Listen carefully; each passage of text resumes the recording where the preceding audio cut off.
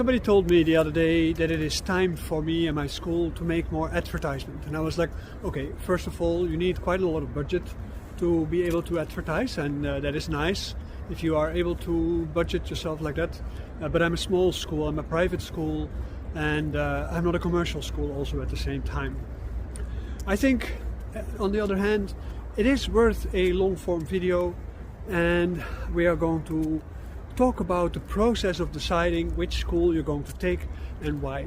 I have recently done videos about my research. I've done videos about the difference between TCM and Chinese medicine, and I have done videos about ETF, and I thought like, okay, this is also something that probably is worth the trouble of putting some effort in here. And this is what we're going to discuss. We're going to talk about the decision process. If you want to study Chinese medicine, and which school you should choose, and how does that process work. And there are ideas about that. You wouldn't believe, as part of my research, I come across all kind of thought schools because I have to also find a way to clarify how why people should become part of my research process. And in that process I realized like, oh, this is actually the process that students also go through. And I never thought about that before, so I'm going to investigate with that a bit. I'm going to explain to you what I thought about it just now. This video is not necessarily the most easy video to make. So let's start at the beginning, because I have to give you an introduction.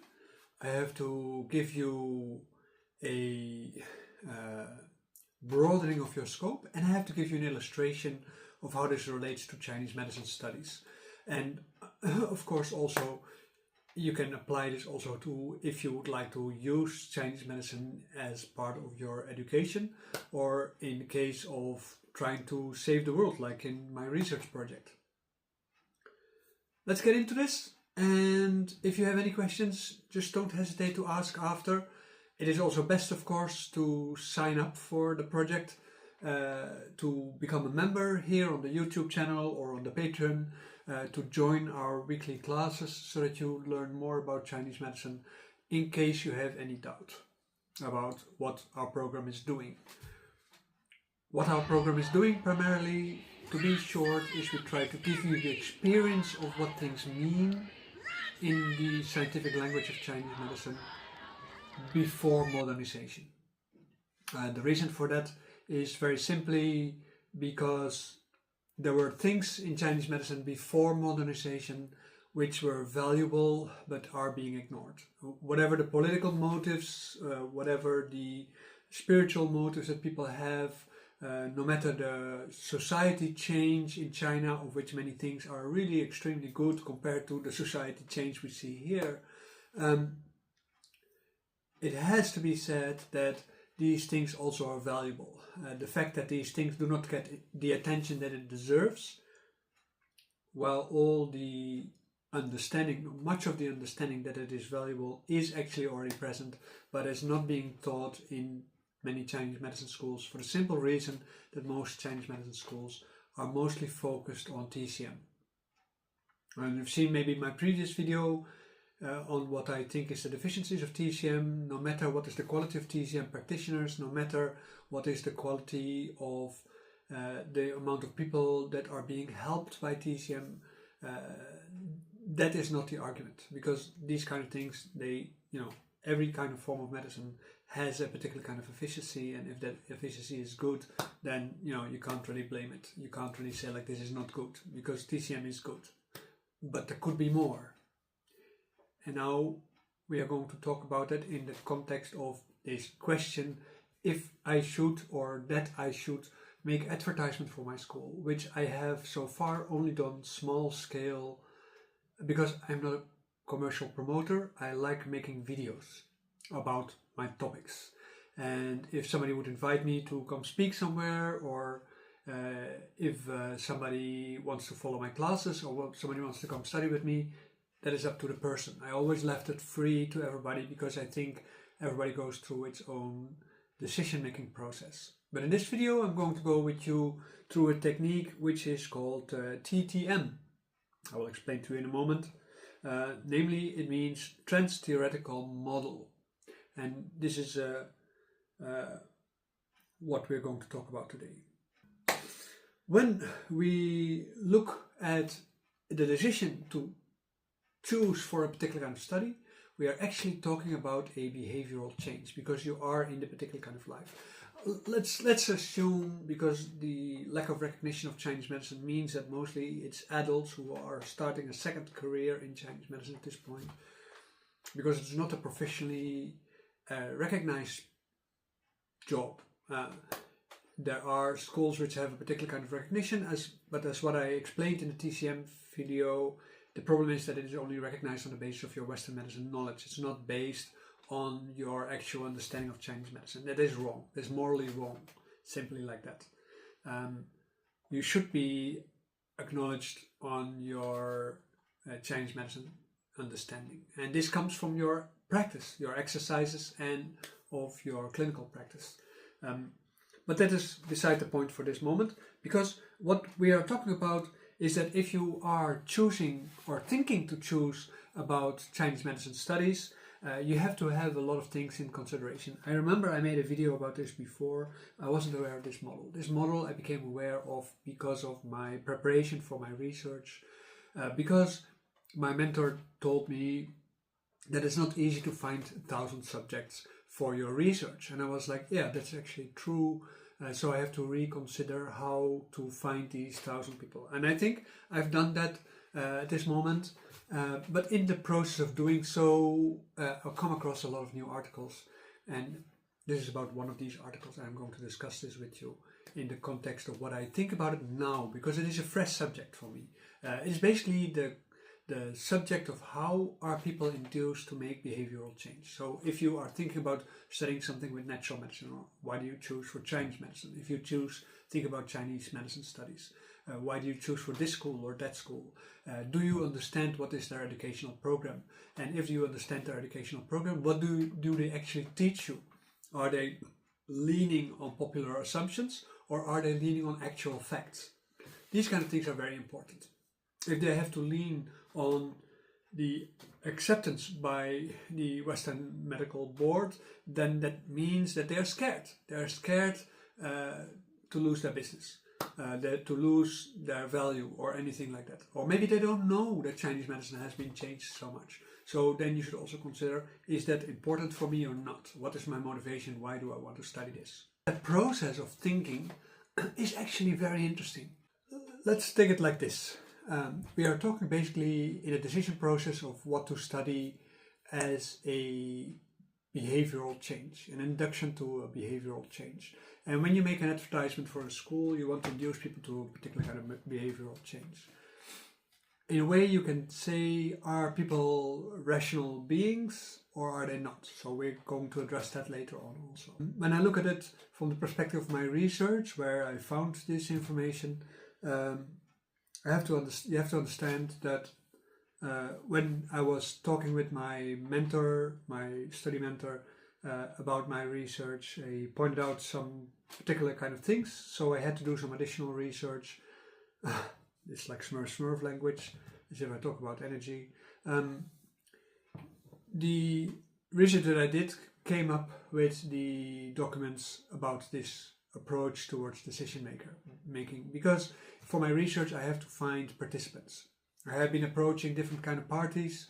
In the Netherlands I've reached out to Milieudefensie, Environmental Defense. That's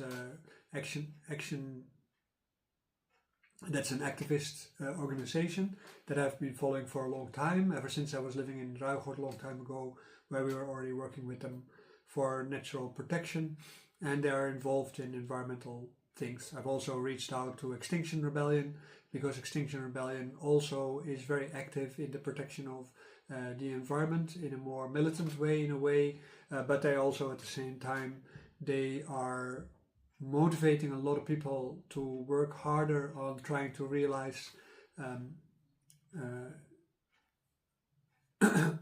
a better future, And my project, of course, is about what if this project, if this future does not happen. I've also reached out to UNESCO, I've reached out to the World Health Organization, I've reached out to all kinds of other organizations. The thing is that for sponsoring and subsidizement by companies or by governments, usually they look for technological projects, and this is, although it's using technology, it is not necessarily a technological project, or maybe to a degree, but I haven't found yet how to formulate it like that. We can also say it like that. So I will definitely also go into the Erasmus programs to see if I can find one way or the other a sponsoring for the program, because the startup of the project is going to be difficult. In education, the same. When you want to consider to go learn something, to understand that in this profession of education, most people who go into these kind of things, they are busy with their second career. It is because of the status of Chinese medicine as a whole. There are very few schools, if any, where you can go to as a teenager. Yes, in China you have them, but their schools, as I explained in my TCM video, are 70% or more Western medicine based.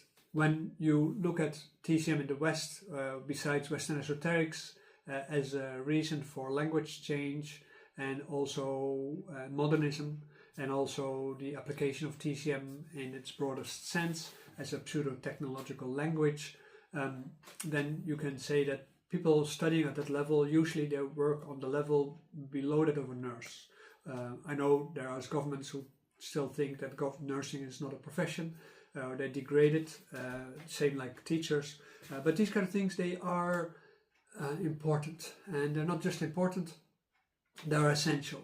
If you are studying Chinese medicine, you want to understand what level you want to do it. You want to do it as a technician, you want to do it as a caregiver, or you want to do it as a professional where you really try to resolve problems. And then you have to understand that learning about healing, learning about medicine does not only require you to learn a theory about how something works, but also that you become an embodiment of that learning. That means that everything you learned has to be applied to you. This is the core principles of people like Huatou, Sun Miao, Dao Hongjing, and so on and so on. All the old style Taoist Buddhist masters that were practicing Chinese medicine to achieve immortality, but also to understand the history of their science and to try to understand what it is. Since I am also myself, I'm Senpai in the tradition of Sun Miao, I find it very important to fight for that embodiment.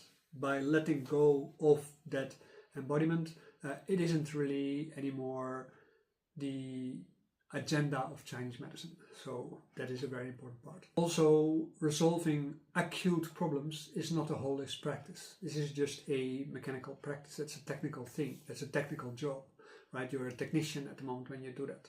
You have to understand that. If that is okay for you, this is great. This is wonderful. I mean, very happy for you. No problem. There's no cynicism there, right? TCM in itself is a great thing. I'm very happy it is there, but it is not necessarily sufficient, because there's a lot of things which are being left out in Chinese medicine, which are important for the future, or could be important for the future. And I also think in the context of emancipation of cultures, that every culture has its own way of thinking, and it is a scientific perspective, or a philosophical perspective if you want, although I don't think there's necessarily a difference between the two, on how the world functions and which kind of things are important. And in this case, we're talking about health, of course. We talk about health and how to produce health. And as a learner at the Chinese medicine schools, this is what you need to know. So that means that you have to put health into a larger context. That means you have to become an activist, and you have to become an activist in the context of social environments and anthropological research, because you are talking about how to affect social change. Because, to be quite frank,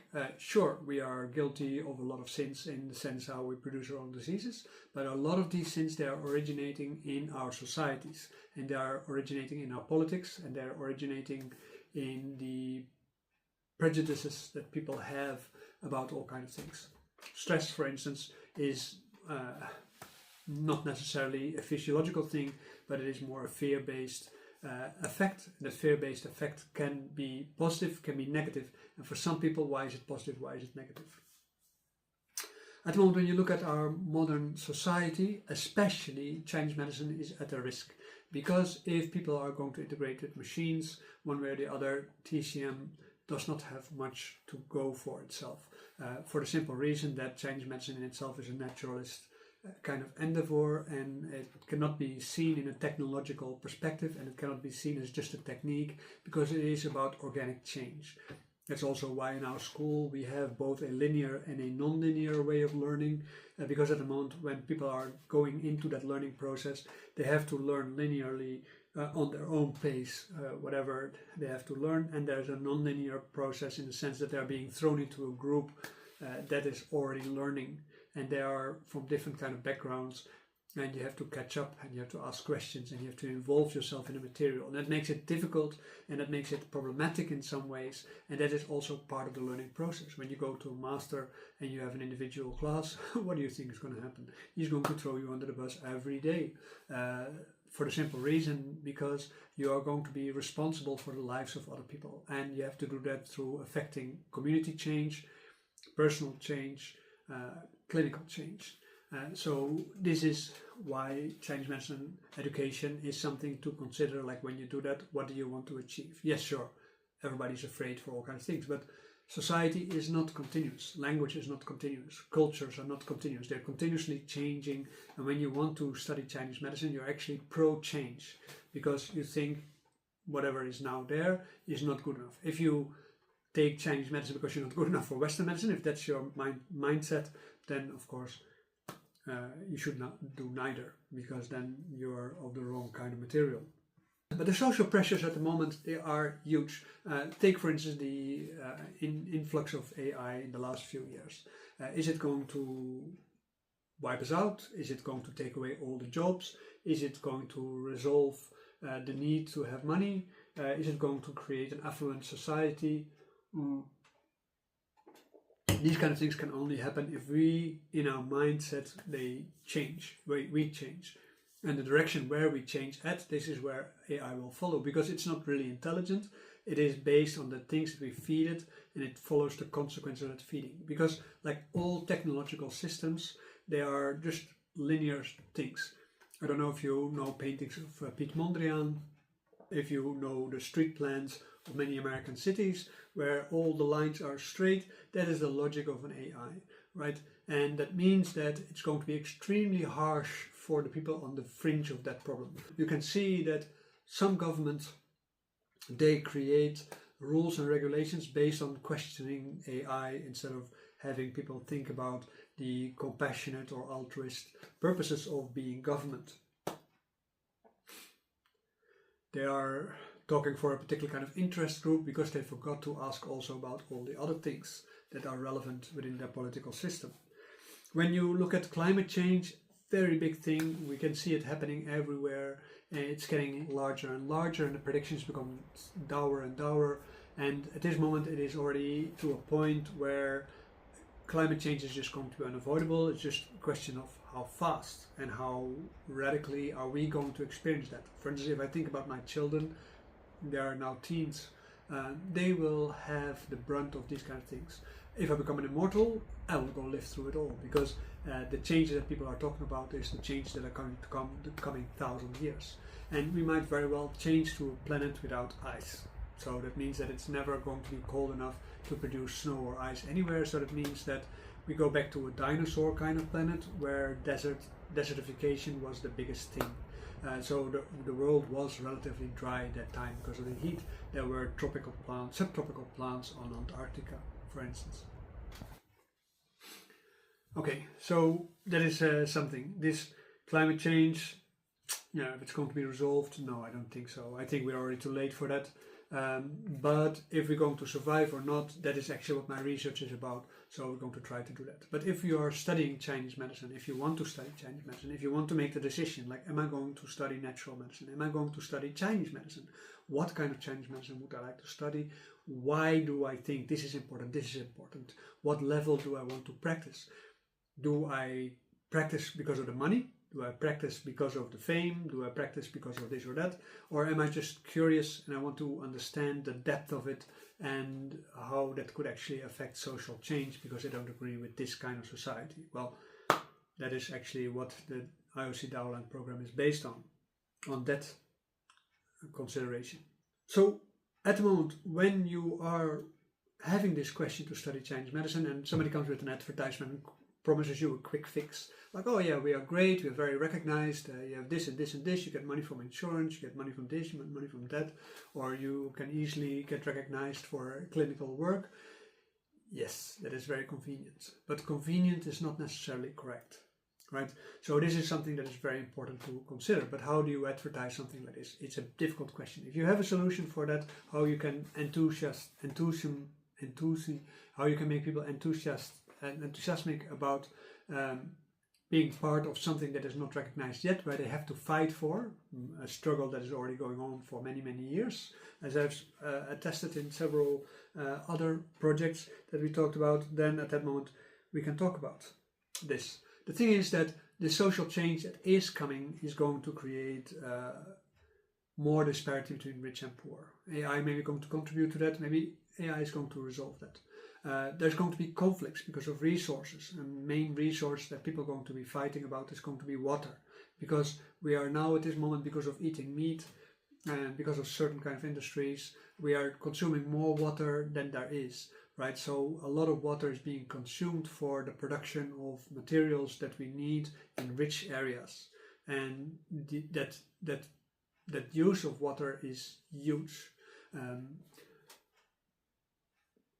They are now talking about the draining of the sky rivers. These are streams of water that move all the way from the Amazon to Africa and from Africa towards Asia, which are just as important as the streams that are in the ocean. But these sky streams, they contain much of the sweet water, but because of logging in the Amazon, the sky streams become more vague, because a lot of water is being evaporated too fast. It's going into a different kind of way, so more climate effect comes from the desertification of large areas which are only used for grazing cows and farmland to grow soybeans. And although soybeans are great, but it cannot be staple food.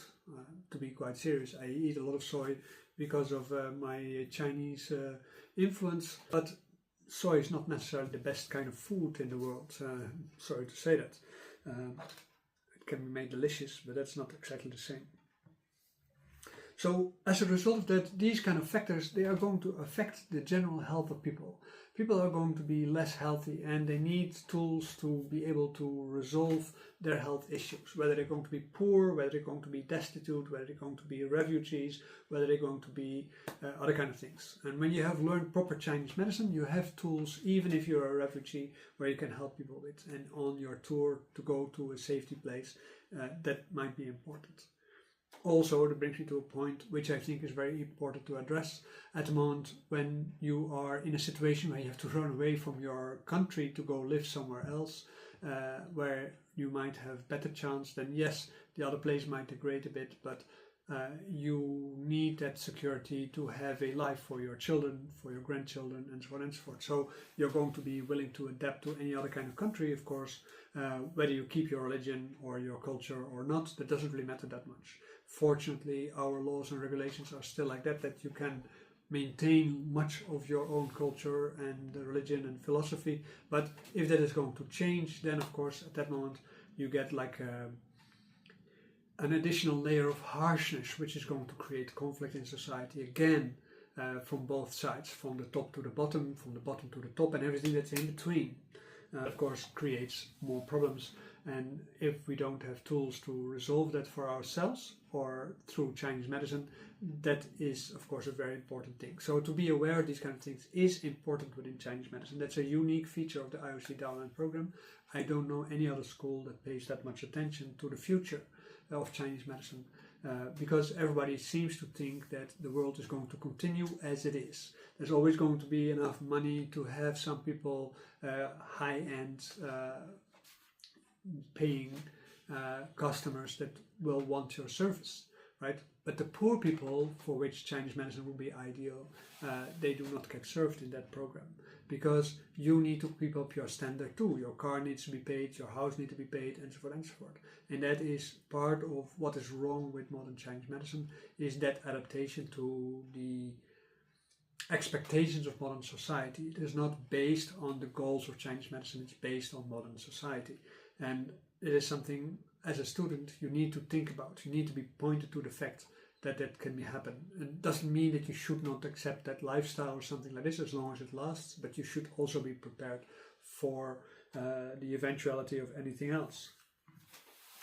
When we look at these kind of things, you have to understand that both for the research and the purpose of Chinese medicine, there is this need for self-efficacy. And self-efficacy means basically your ability to complete tasks in your own life, and that also means then taking control over your own health. These kind of things are very important, and to be able to share that with groups to make sure that a level of altruism is maintained during crisis, that is also very important. At the moment, when you let go of that kind of civilizing aspect that Chinese medicine originally has, then at that moment, of course, you get into a life cycle where conflict is more essential, and then the competition of stealing each other's clients or something that becomes much more important.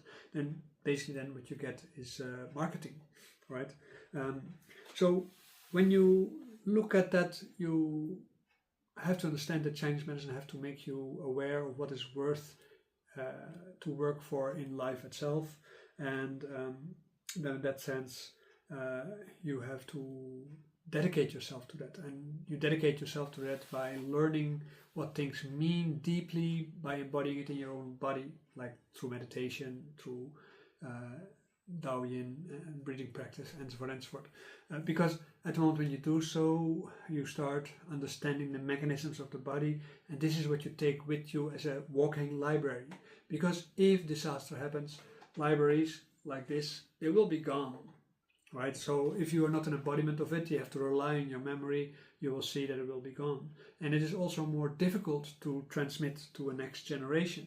But practices, understandings, and words and so on, meanings, this is what is essential in Chinese medicine. It's an experience-based language, an experience-based language that you're using to help people with problems, because you're listening to what people say, but you use more or less the same language as what they say. You do not hide behind complicated scientific facts. And if you use everything with only Chinese terms, you're just as bad as a doctor using Latin terms, right? So this is also not correct, because people very often, they do not understand what things mean. And especially when you're on a trail with refugees, they will definitely not be interested in learning about the intricate natures of Qi or Yang or Yin or Wu Xing.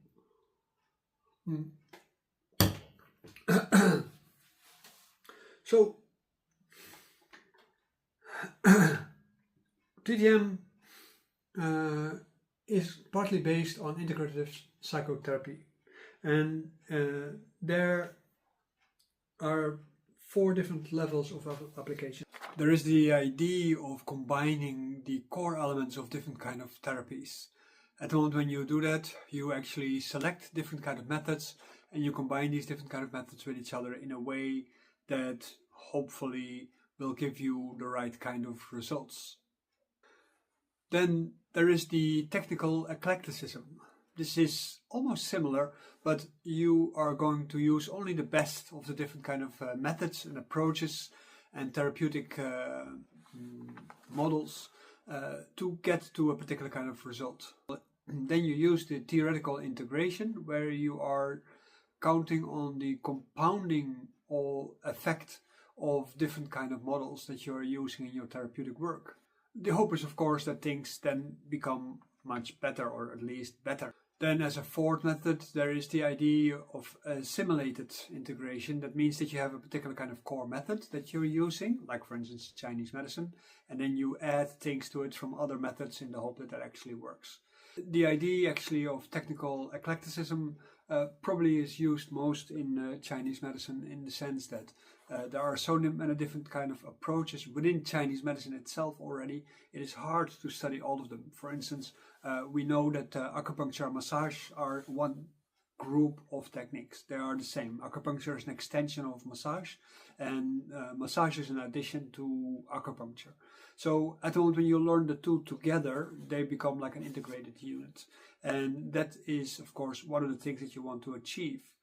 But you might also want to use moxa, which is a completely different kind of theoretical model. But you see that somebody like Sun Miao and Tao Hongjing, they combined acupuncture, massage, and moxa to achieve particular kind of effects. When we talk about theoretical integration, you see there are many aspects of that in many different kind of therapies. They use different kind of methods at the same time, or people are, by means of DIY self-medication, they are going to different kind of therapists at the same time, in the hope that actually the totality of all these things is better. There is a big philosophical disparaging between whether you should self-medicate or not, and I'm in essence a fan of self-medication, but you need to have a sound theoretical model.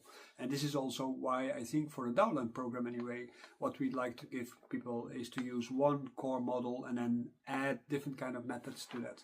And this is actually what Western medicine actually also tries to do, except that their model is very much industrialized and sees the body and the person more as an object that has to be made ready for functioning at work or in the family, while not necessarily becoming a more wholesome human being. And you see that a lot of people in Chinese medicine, they do this. They have also at the same time the idea of theoretical integration. That means that there is a particular foundational concept and technique that is actually what you embody through yourself, and you combine it with other things to see what is going to be the effect and how that's going to be effective for your clients.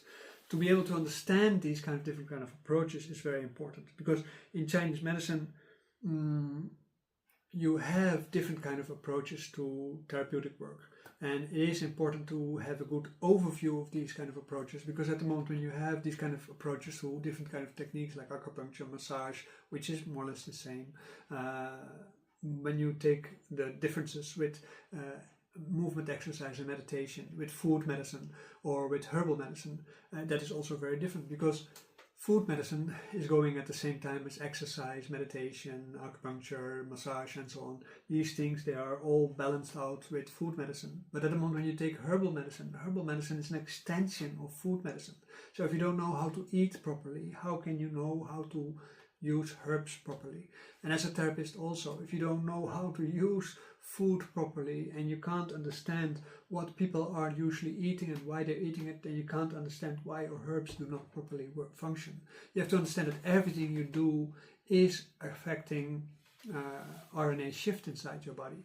That means that your everyday doing things that is going to change the genetic expression of your body. And it is not for nothing that people are more and more protesting the model of DNA as being insufficient to clarify for particular kind of things. It is not possible to heal diseases beyond a certain stage of development. Like for instance cancers, if they're still very minute in your body, yeah, sure, you might be able to control them, but they're already there and the cells are already damaged. Repairing the cells is going to be very difficult. And even though there's this Korean sect that is telling that through exercise they can heal your cancers, and there's in Qigong, there's many people, healers, that say that they can heal your cancers when you have these kind of things. But of course that is not actually the truth, because cancers have all kind of causes, and you can say, oh, but it's because of the past, your ancestors causing this, because you have not resolved your frustrations with the past. I'm going to do a video about that because it's a very interesting topic. And we are looking at a lot of different kind of problems which can be minimized in effect, but they cannot be resolved, and you have to understand that, and you have to understand from your own self-experience why that is actually a problem, why that cannot be overcome, and why it is important to have a particular kind of discipline in how to maintain and develop yourself. And this is what the research also is focusing on, like what do you minimally need to use to make sure that you can stay healthy under any kind of circumstance. Okay. Hi, we have been talking already for a long time now, and I'm going to take a break. We're going to make a second movie for this part, because the discussion about the trans-theoretical model is no way ready yet, because the actual model we still have to talk. The method that I use for this video is called wolf analysis, and wolf analysis is a form of reasoning where you give a lot of context before you actually go to the actual point. So now you've seen the wolfing, and I've been walking around the topic, not on tiptoes per se, but I've been walking around it to help gradually get an idea where we are going to, because we are talking about how to decide about studying Chinese medicine. But to understand the process further, we have to have a few more steps to understand and to help you also with that process. For this, there will be a separate post, and that post will not be an open post like this. So if you feel like you want to know more about this trans-theoretical model, then please check out the link below to find it.